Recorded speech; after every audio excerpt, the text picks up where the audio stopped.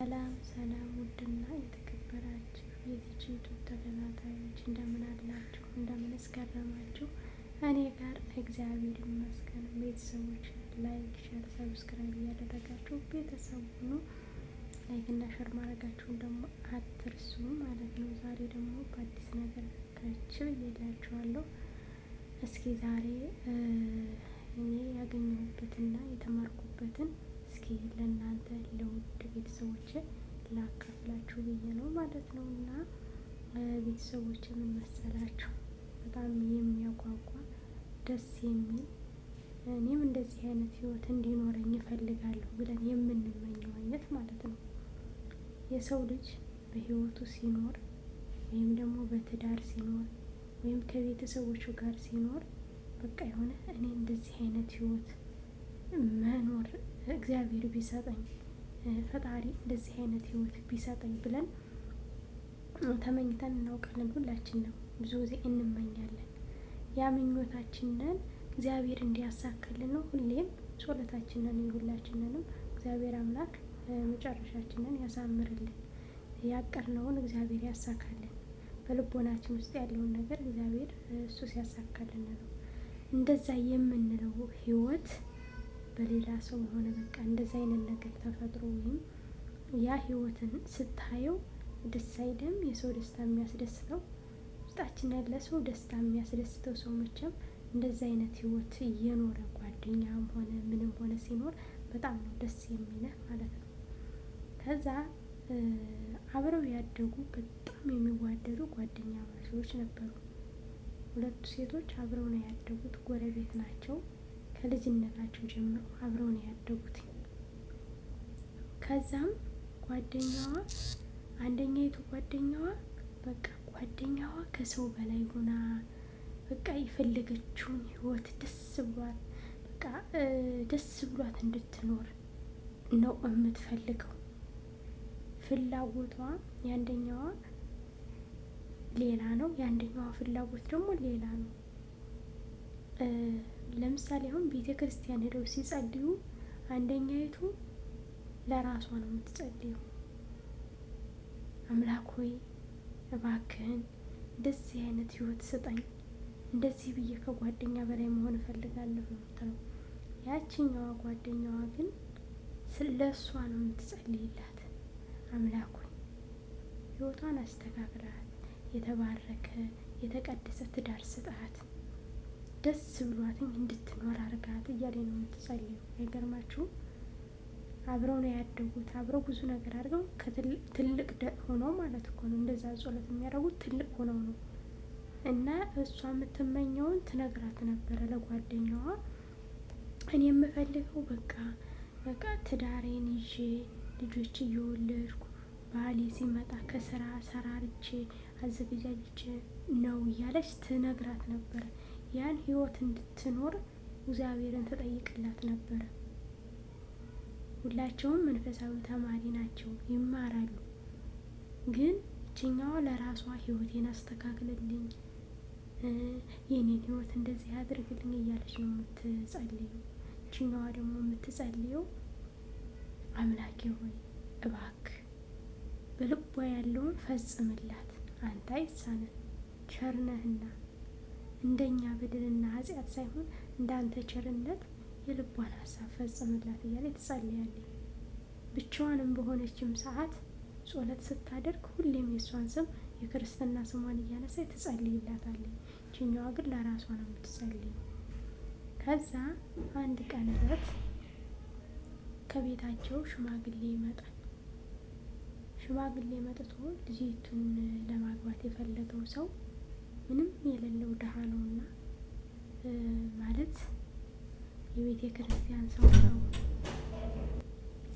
እና የድሃ ነው ስላችሁ የእንትን ድሃ የገንዘብ ድሃ አሁን ስለ ግን የእውቀት ሙሉ እውቀት ያለው ነገሮችን በብልሃት የሚያደርግ የቤተ ክርስቲያን ሰው ቤተሰቦችን የሚያከብር ነው የመጣው ልጅ። ከዛም ጓደኛዋ ስትጸልይላት የነበረው ህይወቷ እንዲስተካከል ከእግዚአብሔር የተሰጠ ምላሽ ነው ያለው። እችኛዋ ግን የምትፈልገው ሌላ ነው። ሀብታም ገንዘብ ያለው የረቀቀ ነው የምትፈልገው። ከዛም ሽማግሌዎቹ መጥተው የቤት ሀገር ነው የማን ነው? መቼም በባህላችንና በሀገራችን ቤተሰቦቻችን ይጣራል። ለትዳር ባል ሲመጣ ወይም ደግሞ በቃ በጥቅሉ ለህይወታችን የትዳር አጋር ሲመጣልን ቤተሰቦቻችን ማን ነው? ከየት ነው የመጣው? የማን ነው ልጅ ይጣራል። ስለዚህ በዛ መልኩ ሲያጣሩ እንደዚህ ያለ ልጅ ነው፣ እንደዚህ ነው፣ ምንም ላይኖረው ይችላል፣ ግን ጎበዝ ታታሪ ሰራተኛ ነው፣ ስለዚህ ይህንን ይመስላል ብለው ሽማግሌዎቹ ያለውን ስለሱ አቅርበው ሄዱ። ተማክረን በሁለተኛው ስትመጡ ምላሽ እንጠይቃለን ብለው ተናገሩ። ከዛም እሺ ብለው ሽማግሌዎቹ ሄዱ። ምን አሉ? ምንድን ነው ብለው ጓደኛዋ መጣች። ጓደኛዋ መጥታ ምንድን ነው ሽማግሌ መጣሉ? ጓደኛ ደስ ይበልሽ፣ የምትፈልጊውን ህይወት ልንኖሪው ነው። በቃ አይዞሽ፣ በቃ ትዳርሽን ይዘሽ፣ ሁሌም ግን ማሰብ ያለብሽ ትዳሬን ባርክልኝ እግዚአብሔር ሆይ፣ ይህ ትዳር የመጣው ካንተ ነው ብለሽ በሱባኤ እግዚአብሔርሽን ጠይቂ። ሽማግሌዎች ሁለተኛ ከመምጣታቸው በፊት እግዚአብሔርሽን ጠይቂ ስትላት፣ እባክሽ ቤተሰቦች የከሌ ልጅ ነው ብለዋል፣ እኔ የምፈልገው ህይወት አይደለም አለች። ግን እኮ እሷ እግዚአብሔርን ጠይቂ ነው አለቻት። እግዚአብሔርን በሱባኤ በትዳራችን በህይወታችን ሳንጠይቅ እንዴት ነው ሌላ ነገር ልናስብና ልንል የምንችለው? ከዛ ጓደኛዋ ሄደችና እግዚአብሔር ሆይ አምላኬ ሆይ ይህን ትዳር የእሷ ከሆነ አቅርብላት፣ የእሷ ካልሆነ ደግሞ አረቀው፣ ደግመህ እንዳታመጣው ብላ በሱባኤ ገብታ ትጠይቅላታለች። ከዛም በሱባኤ ገብታ እንደዛ አይነት ነገር ስትጠይቅላትና ስትልላትኝ ከእግዚአብሔር የተሰጣት ምላሽ ይሄን ብታገባና ብትን በህይወቷ ደስተኛ ሆና መኖር የምትችለው ያን ነገር ነው። ግን እሷ የምትፈልገው እንደዚህ አይነት አይደለም። ስለዚህ ህይወቷን እሷ በፈለገችው ምርጫ ታድርግ የሚል ምላሽ ተሰጣለ ጓደኛዋ። ከዛ እስቲ ቆይ አንድ ጓደኛዬ ነይ እስኪ ላማክርሽ፣ ልጠይቅሽ፣ የምትፈልጊው ህይወት ምን አይነት ህይወት ነው ትላታለች። በመጀመሪያም ነግራታለች። በቃ የሆነ ድልቅቅ ብላ እንድትኖር ነው የፈለገችው። ጓደኛዋ ግን እንደዛ ብላ እግዚአብሔርን ሳትረሳ ወደ ጸሎት ወደ እግዚአብሔር እያለች እሱም ወደ እግዚአብሔር ደጃፍ የሚሄድ ነበር አጠያየቋም። ከመጀመሪያው የምታስበው እንደዛ ነው። ከዛም ከመጀመሪያው የምታስበው እንደዛ ስለነበረ ቀጥታ ሄዳ ጠየቀቻት። ከዛ እኔ የምፈልገው በቃ ደስ እያለኝ እንድኖር፣ መደሰት፣ መልበስ፣ መጠጣት፣ መብላት፣ ባሌ ሲመጣ ባሌን መንከባከብ፣ እንደዛ አይነት ነገሮችን ነው ሀሳቧ ስትረዳ። እንደዛ ነው እንዴ? እንደዛ ከሆነ ገና ብዙ ይቀርሻል አለቻት። ብዙ ይቀርሻል። ስለዚህ ወደ እግዚአብሔር ደጃፍ ሄደሽ እግዚአብሔርን ተማጸኝ፣ እግዚአብሔርን ለምኝ፣ አምላኬ ሆይ ቆንጆ ትዳር ስጠኝ፣ አንተ ልቦናዬን ንጹሕ አድርግልኝ ብለሽ መጀመሪያ ለራስሽ ጸልይ አለቻት። ጓደኛዋ ምክንያቱም ስታያት ወደ ስጋዊ ህይወቷ አዘን ብላ ስላየቻት እና ስለተረዳቻት ይህ ህይወት ለሷ አይገባትም፣ ትክክለኛ ህይወትን ይዛ እንድትመራ ነው የምፈልገው። አምላኬ ሆይ ወደ ቀልቧ አድርጋት፣ ወደ ቀልቧ መልሳትኝ። ጓደኛዬ እንድትጎዳ አልፈልግም። ከልጅነቴ አብራኝ ያደገችም እንደ እህቴ ማለት ናት። እህቴን ለሰይጣን መጫወቻ እንድታረጋት አልፈልግም። እንደዚህ አይነት ህይወት አምላክ ሆይ እባክህን ከእንደዚህ አይነት ህይወት እንድትገባ አታድርጋት ብላ አጥብቃ በእንባ ሆና እያለቀሰች ልክ እንደ እህቷ የራሷ ቤተሰብ አድርጋ ማለት ነው በደንብ አርጋ ታለቅሳለች፣ ትጸልያለች። ከዛም እግዚአብሔር ቸር ነው፣ በቸርነቱ ልመናዋን ጸሎቷን ሰማት። አይዞሽ ምንም አትሆንም፣ ወደ መጥፎ መንገድ ደግሞ አትሄድም። ለካስ በውስጧ ያደፈጠው ጠላት ዲያብሎስ አለ። ከዛም ጸበል እንሂድ ብለሽ ጸበል ይዘሽ አትሄጂ ተባለች። ጸበል ይዛት ሄደች። ጸበል ይዛ ክላ በሚጸበሉ ሰዓት ውስጧ ያደፈጠ ራሱ ቁጭ ብሎ ሁሉን ነገር ሲናገርና ሲል እንደዚህ ህይወት እንድትጓጓ ወደ ትዳር እንድትገባ ያደረኳት እኔ ነኝ ብሎ በህይወቷ እንዲናገር አደረጋት። ከዛም ያንን ሁሉ ከሰማችና ከተረዳች በኋላ ያንን 7 ጸበል ተጸብለው ወደ ቤት ከመጡ በኋላ ለጓደኛዋ መጸለይ ጀመረ። አይገርማቸው? ለካስ እንደዛ እንድትሆን ለራሷ ብቻ እንድትጸልይ ራሷን እንድትወድ ለራሷ በቃ አብዝታ እንድትጨነቅ ሲያረጋት የነበረው በውስጧ ያደፈጠው ርኩስ መንፈስ ነበረ። ከዛም ያች ልጅ ችኛይቱም ለዚህ ችኛይቱ ለጓደኛዋ ትጸልያለች፣ ችኛይቱም ለዚህ ችኛዋ ጓደኛዋ ትጸልያለች።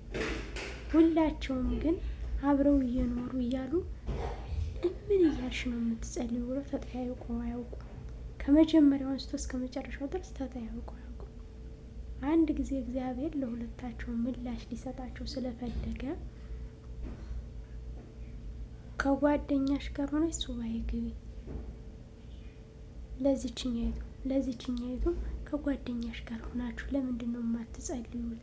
ለምንድን ነው ሱባኤ አብራችሁ የማትይዙት? አብራችሁ እስኪ ሱባኤ ያዙ ብሎ እንደ ህልም ሆኖ በህልማቸው ለዚችኛይቱም ነገራቸው። ከዛም ጓደኛዬ ዛሬ ያየሁትን ህልም ልንገርሽ፣ እኔም እኮ አይቻለሁ፣ እኔም አይቻለሁ። እሺ ምንድን ነው እንደዚህ ያለኝ?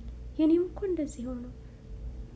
እስኪ ቆይ እንደዛ ከሆነ እንግዲህ ሱባኤ እንዲገቡ አብረው ሳይሆን አሁን ለምሳሌ ሱባኤ የግል ሱባኤ አለ፣ የስራ ሱባኤ አለ፣ የተለያዩ የሱባኤ መንገዶች አሉ። ግን ሱባኤውን አብረው እንዲይዙ ሳይሆን ምን እያልሽ ነው የምትጸልዩ፣ ምን እያልሽ ነው የምትጸልዩ እንዲባባሉና እንዲጠያየቁ ነበር የተፈለገው። ከዛ ምላሻቸው እንዲሰጣቸው የተፈለገበት ምክንያት ደግሞ እግዚአብሔር አምላክ መቼም ነገሮችን በምክንያት ነው የሚያደርገው። ሲዘገይም ለምን ዘገየ ብለን የምንቸኩል ሰዎች አለን። ሲፈጥንልን የደረገው ሲሆን እንደዚህ ሆነልን ብለን ዓለማዊ ህይወታችንን እናጠነክረዋለን። መንፈሳዊ ህይወታችንን እያዘን ሲደረግልና ማለት ነው። ሲደረግልና መንፈሳዊ ህይወታችን እየዛለ ይሄዳል። ምክንያቱም የምንፈልገውን ነገር ስላገኘን ሌላ ነገር የሚያስፈልገን አይመስለንም። ከዛ ደግሞ ስናጣ ደግሞ እግዚአብሔር አይሰማኝም፣ እኔን ጸሎቴን እየሰማኝ አይደለም ብለን ወደ መንፈሳዊ ህይወት እየጠነከርን የነበረን እንቀዘቅዛለን፣ አልተደረገልንም ብለን። ግን በተደረገልን ቁጥርም ባልተደረገልን ቁጥርም ሁሌም እግዚአብሔርን ማመስገን ያስፈልጋል የሰው ልጅ ማለት ነው። እነዚህ ግን ማለት ነው ቢደረግም ባይደረግም ሁሌም ይጸልያሉ። የሚጸልዩትም እሷም ለጓደኛዋ ብላ ነው እንትን ካለች በኋላ ማለት ነው። ወደ መንፈሳዊ ህይወት ትክክለኛ ራሷን ካደረገ በኋላ በውስጡ አድርጎ መንፈስ ውስጥ ካለ ድረስ ግን ለራሴ ይሄን ባደርግ እንደዚህ ብል በህይወቴ እንደዚህ ባደርግ እያለ ለስጋ ህይወቷን ውስጥ እንድትጨነቅ የሚያደርጋት ትጸልያለች እኮ።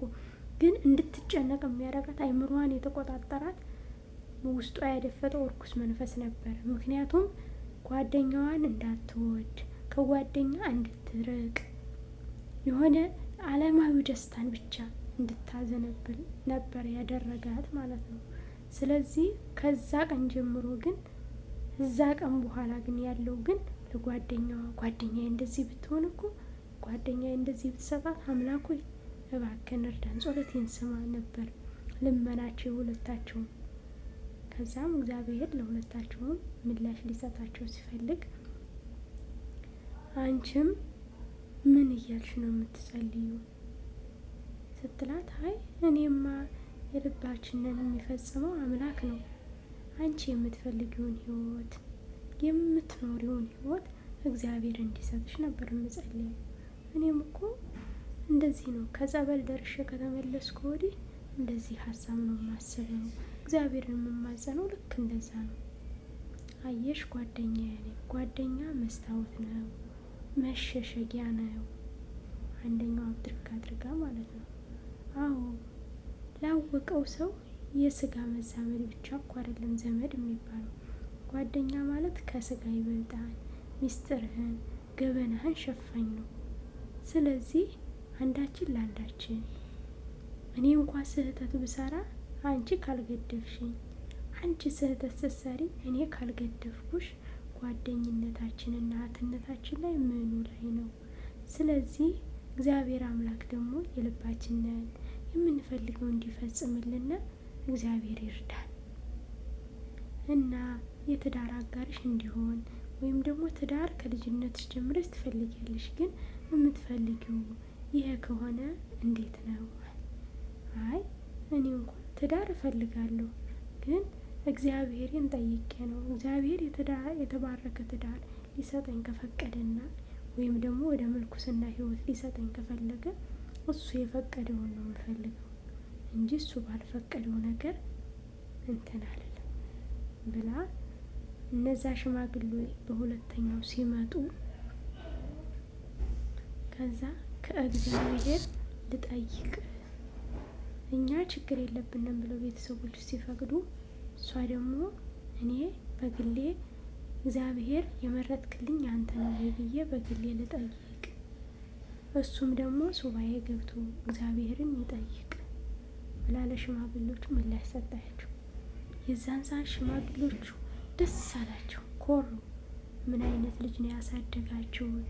እንደዚህ አይነት ልጅ ያሳድጋችኋል፣ እግዚአብሔር ይባርካት ብለው መርቀዋት ሄዱ። ልጁም በሱባኤ ሲባል ደስ አለው።